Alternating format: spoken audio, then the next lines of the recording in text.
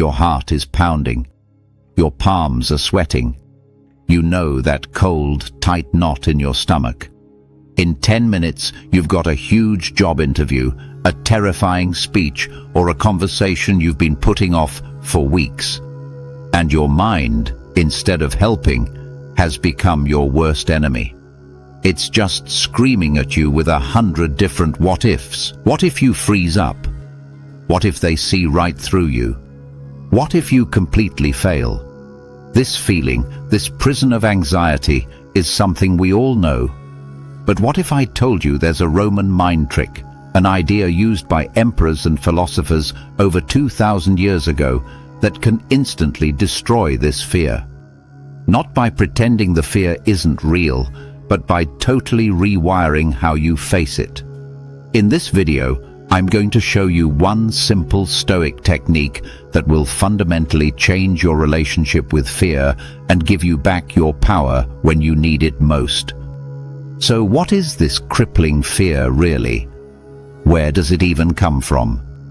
We think the fear is about the thing, the interview, the stage, the confrontation. But the ancient Stoics knew the truth was deeper. Fear isn't caused by what's happening outside of us, but by the stories we tell ourselves about what's happening. It's not the interview that's making you panic. It's the story you're telling yourself about it. A story where you desperately need to control things that you just can't. You're worried about the interviewer's mood, the exact questions they'll ask, the other candidates, the final decision. Your mind is stuck in a future that hasn't even happened, trying to solve for a dozen things you have zero power over. This, the Stoics said, is why we suffer. We're trying to command the wind and the waves, and we're only exhausting ourselves. This is where the mind trick comes in. It's a principle so powerful, it was the bedrock of Stoic philosophy. It was practiced by everyone from the slave-turned-teacher Epictetus to the most powerful man on earth, Roman Emperor Marcus Aurelius. It's called the Dichotomy of Control. The idea sounds almost too simple. In any situation, some things are up to us and some things just aren't. That's it. The whole secret is to get crystal clear on the difference and then dedicate 100% of your focus to the things that are up to you while actively accepting the things that aren't. Marcus Aurelius wrote in his private journal, "You have power over your mind, not outside events. Realize this, and you will find strength." This isn't just a nice quote for a coffee mug. It's a practical user manual for a peaceful, effective life. The fear that's got you paralyzed before that interview. It's coming from obsessing over the outside events. The mind trick is to consciously, deliberately, drag your focus back to what you actually have power over, your own mind and your own actions. So let's make this real. You're standing outside that interview room, and the wave of fear is rolling in. Instead of letting it drown you, you take a breath and apply the dichotomy of control. You do a quick mental audit. You draw a line in the sand of your mind and make 2 lists. In the first column, list everything that is not in your control. The interviewer's mood. Maybe they just spilled coffee on their shirt. Maybe they're just a grumpy person. You can't control it. The exact questions they ask. You can prepare, but you can't read their mind. The other people interviewing for the job. You have no clue what they bring to the table. The final outcome. Whether or not you get the offer is their decision based on 100 things outside your view. The traffic on the way there, a spotty Wi-Fi connection, the room being too hot or too cold. Looking at this list, you suddenly see it. 99% of your anxiety is coming from these things. You've been wrestling with ghosts. Now, you turn all your attention to the second column, the one that actually matters. The things entirely in your control. Your preparation. How well you research the company is completely on you. Your attitude. You can choose to walk in with quiet confidence and respect. The effort in your answers. You can control how clearly and honestly you respond. How you present yourself. The clothes you wear, the way you carry yourself. That's all you. Your integrity. You can decide right now to be honest about who you are and what you can do. How you react if you don't get it. How you learn from the experience and move on is 100% your call. This is the mind trick in action. It's that radical shift of focus from the first column to the second. You let go of what you can't change, not with defeat, but with calm, rational acceptance. And you pour every single ounce of your energy into what you can.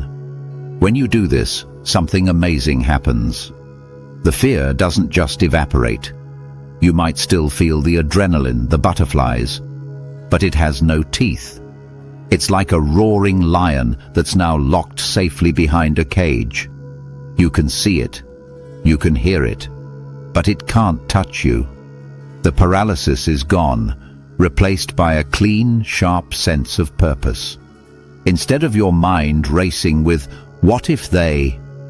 it's now focused on, "Here's what I will do." Instead of worrying if they'll like you, you focus on being the most authentic, prepared version of yourself you can be.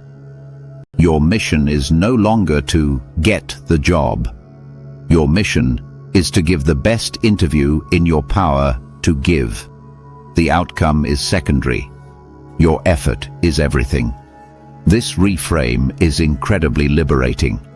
The win is no longer the job offer. The win is knowing you gave your absolute best. You walk into that room not as someone begging for a chance, but as an equal, there to show your value and see if it's a good fit for both of you. You answer a tough question, not with panic, but with poise, because you know your response, not the question, is what's in your control. As the Stoic philosopher Seneca said, "To bear trials with a calm mind robs misfortune of its strength and burden." By focusing only on your part and being okay with the outcome, you strip fear of all its power. This Roman mind trick isn't a one-off fix. It's a philosophy for your entire life. You can apply it to any corner of your world where anxiety shows up. Public speaking. Stop being terrified of the audience's judgment, not in your control. Start obsessing over the quality of your message and your passion for sharing it, in your control. Tough conversations. Stop worrying about how the other person will react, not in your control.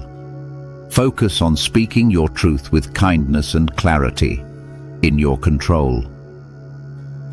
Financial stress.